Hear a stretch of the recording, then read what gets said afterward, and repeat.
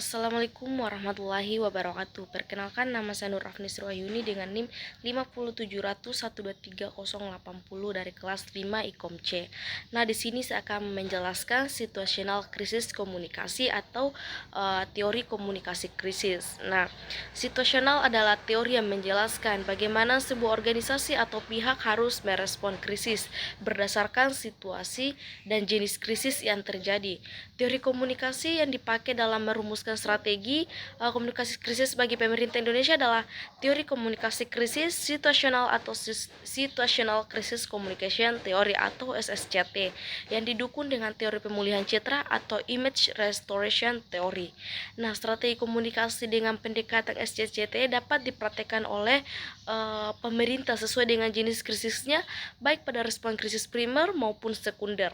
Namun dalam penerapannya pemerintah harus memahami bahwa strategi dianggap krisis sekunder karena tidak dapat dijadikan sebagai strategi utama maupun strategi tunggal dalam pemecahan masalah. Terkait dalam hal ini, jika pemerintah hanya mengandalkan strategi pengorbanan untuk membuat perkara tidak separah yang sebenarnya, hal ini hanya akan memberikan kesan bahwa pemerintah tidak menyelesaikan masalahnya dengan cukup baik.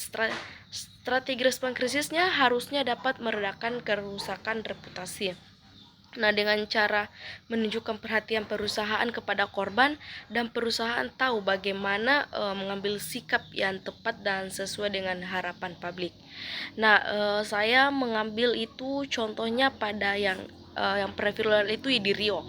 Nah, kasus pada masyarakat yang pernah viral itu yang tindakannya yang susah diambil, misalnya itu tindak krisis yang berbeda tampak pada kasus kabut di Riau, di mana dalam situasi ini pemerintah dan dianggap sebagai pihak yang menghadapi krisis victim cluster karena bencana ini terjadi akibat kebakaran lahan yang sebagian besar dilakukan oleh pihak lain. Respon mereka lebih banyak berupa menyampaikan informasi instruktif seperti bahaya asap, anjuran kesehatan, dan langkah-langkah penanganan. Selain itu, mereka memberikan adjusting information berupa empati dan pengakuan atas penderitaan masyarakat. Dalam SCCT, strategi seperti ini memang cukup karena publik tidak menilai mereka sebagai pihak yang sepenuhnya bersalah. Jika kita melihat seluruh contoh di atas, tampak bahwa teori SCCT ini sangat membantu menjelaskan perbedaan strategi komunikasi dalam setiap tanggung jawab yang biasanya harus diambil.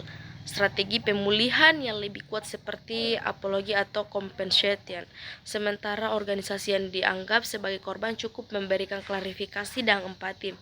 Reputasi sangat ditentukan oleh bagaimana publik menilai tanggung jawab suatu organisasi atau SCCT membantu memastikan bahwa respon yang dipilih sesuai dengan ekspektasi agar citra perusahaan itu dapat pulih lebih cepat. Baik, mungkin itu saja yang bisa saya jelaskan. Assalamualaikum warahmatullahi wabarakatuh.